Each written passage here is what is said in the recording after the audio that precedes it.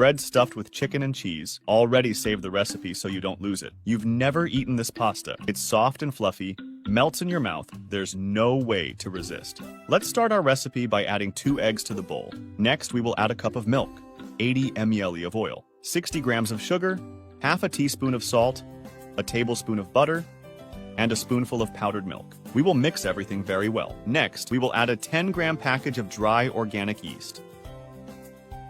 Once this is done, we will add 500 grams of wheat flour. Add the wheat flour little by little and mix very well. Now transfer the dough to the table. Then you will knead this dough for 5 minutes, and that's the point of our dough. Place the dough, cover with plastic wrap, and let it rest for 30 minutes. Now transfer it to the table, remove the air from the dough, and let's cut the dough into smaller pieces. For those of you who are always following us, here I cut pieces of approximately 90 grams. Now let's shape our savory. You will take a piece of dough and you will open it like you see in the video. Then you will add 2 slices of cheese. Also add 2 spoonfuls of chicken filling.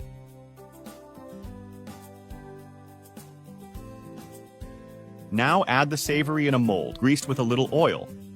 Then brush on the yolk of an egg. Sprinkle sesame on top.